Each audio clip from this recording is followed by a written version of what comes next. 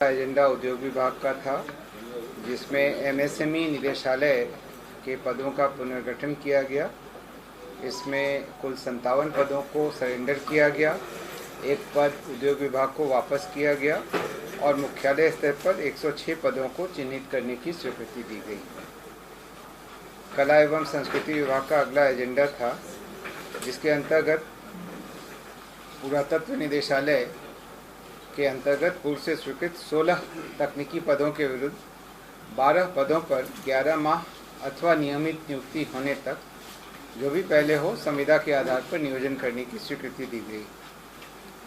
कला एवं संस्कृति विभाग का ही अगला एजेंडा था, जिसके अंतर्गत भारत सरकार की फ्लैगशिप स्कीम ज्ञान भारतम मिशन के अंतर्गत जो पांडुलिपियाँ सर्वेक्षित हुई हैं उनके डिजिटलीकरण और उनके मेटा डाटा के निर्माण के लिए 6,23,68,718 रुपये के व्यय की स्वीकृति दी गई। खेल विभाग का अगला एजेंडा था, जिसके अंतर्गत राज्य खेल अकादमी राजगीर के परिसर में स्पोर्ट्स साइंस सेंटर, उच्च प्रदर्शन खेल प्रशिक्षण एवं इंजरी सेंटर के अधिष्ठापन एवं संचालन रखरखाव मानव संसाधन के लिए QCBS के माध्यम से एजेंसी का चयन करने की स्वीकृति दी गई तथा सेंटर के संचालन रखरखाव मानव संसाधन एवं उपकरण के अधिष्ठापन पर लगभग 25 करोड़ के व्यय की स्वीकृति दी गई। ये अन्य कुछ राज्यों में यह ऐसा सेंटर स्थापित है, बिहार में यह पहला ऐसा सेंटर स्थापित होगा। नगर विकास एवं आवास विभाग के अगले 2 एजेंडा थे, जिसके अंतर्गत अमृत 2.0 के तहत जमालपुर जलापूर्ति परियोजना के लिए 102,22,91,107 रुपये की स्वीकृति दी गई तथा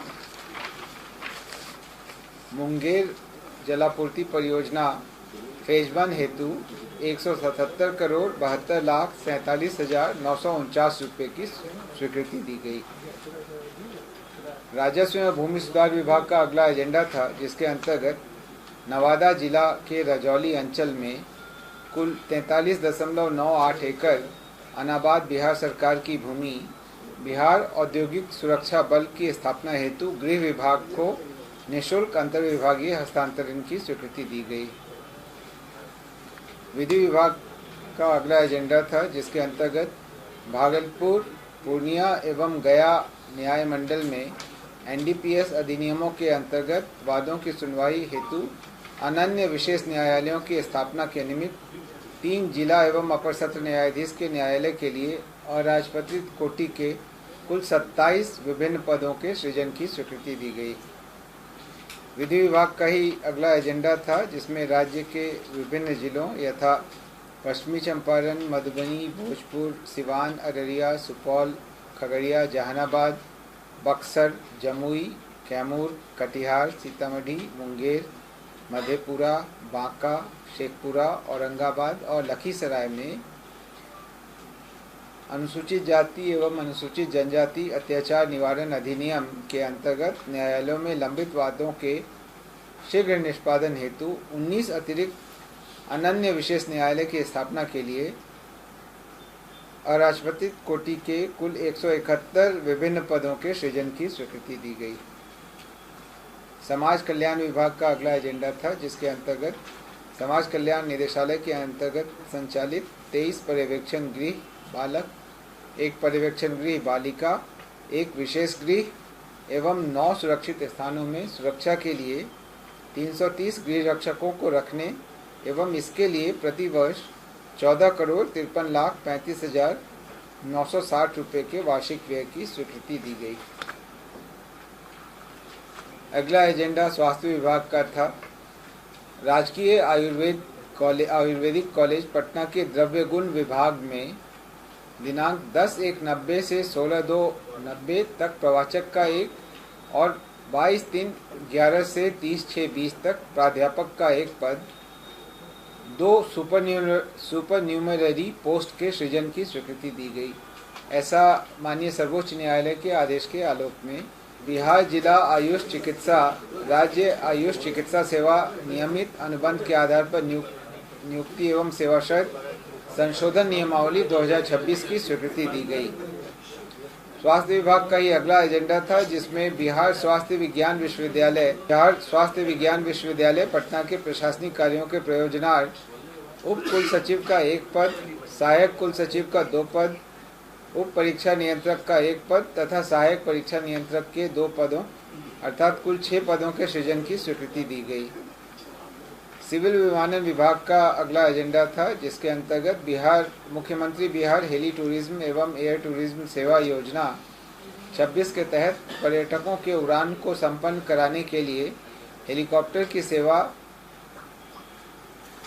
बिहार वित्त संशोधन नियमावली 2024 के संगत नियमों के आलोक में नामांकन के आधार पर प्रतिमाह 60 लाख रुपए एवं अनुमानित जीएसटी की दर पर अधिप्राप्ति तथा निर्धारित अवधि में अधिकतम 3 करोड़ 30 लाख रुपए एवं अनुमानित जीएसटी के प्रशासनिक स्वीकृति एवं व्यय की स्वीकृति दी गई। स्वास्थ्य विभाग का अगला एजेंडा था, जिसके अंतर्गत 7 निश्चय 3 के तहत पब्लिक प्राइवेट पार्टनरशिप के आलोक में 16 ब्राउनफील्ड चिकित्सा महाविद्यालय एवं अस्पतालों, डेंटल कॉलेज एवं अस्पताल सहित को संचालित किए जाने हेतु निविदा के माध्यम से ट्रांजैक्शन एडवाइजर के रूप में चयनित PricewaterhouseCoopers private limited PwC को लेटर ऑफ अग्रीमेंट निर्गत करने और इस पर होने वाले व्यय की कुल राशि 8 करोड़ 27 लाख 300 रुपये की स्वीकृति दी गई। इसमें जो चिकित्सा महाविद्यालय एवं अस्पताल हैं उनको 2 कोटि में रखा गया है। कोटि ए में 12 संस्थान हैं, जिसमें भवनों का निर्माण कार्य प्रगति पर है अथवा पूर्ण कर लिया गया है, और कोटि बी में 4 ऐसे संस्थान हैं जिसमें भवन निर्माण पूर्व से ही पूर्ण है और यह वर्तमान में क्रियाशील है। तो ऐसे नाम लिखा दिया। हाँ, 12 और 4 दोनों का अलग। जो कोटि बी के हैं वो है पावापुरी नालंदा, मधेपुरा, पूर्णिया तथा रहुई नालंदा डेंटल कॉलेज। पावापुरी नालंदा, मधेपुरा, पूर्णिया, रहुई भी नालंदा में। ये ऑलरेडी चल रहा है, ये डेंटल क्रियाशील है। हाँ, और ये 12 ऐसे हैं जिनका कार्य अभी प्रगति पर है। समस्तीपुर, सारण, मधुबनी, वैशाली, भोजपुर, बक्सर, सिवान, बेगूसराय, सीतामढ़ी, जमुई, मुंगेर एवं सुपौल। एक बार रिपीट हम लोग लिख रहे हैं सर। ये आपको प्रेस नोट जो मिला होगा उसमें भी शायद होगा। नहीं है सर, नहीं इसीलिए सर थोड़ा आप नोट कर लीजिए। समस्तीपुर, सारण, मधुबनी, वैशाली, भोजपुर, बक्सर, सिवान, बेगूसराय, सीतामढ़ी, जमुई, मुंगेर और सुपौल। राजस्व एवं भूमि सुधार विभाग का अगला एजेंडा था, जिसके अंतर्गत पूर्वी चंपारण जिला में पिपराकोठी के तहत 5 एकड़ भूमि बिहार सरकार की जो भूमि है उसको नए केंद्रीय विद्यालय की स्थापना के लिए केंद्रीय विद्यालय संगठन को 30 वर्षों के लिए लीज नवीकरण विकल्प के साथ बंदोबस्त किए जाने की स्वीकृति दी गई। कला एवं संस्कृति विभाग का अगला एजेंडा था, जिसके अंतर्गत हर घर तिरंगा अभियान 2026 के सफल आयोजन हेतु 6 करोड़ 12 लाख रुपए के व्यय की स्वीकृति दी गई। आज कुल इतने मामलों पर मंत्रिपरिषद की बैठक में निर्णय हुआ।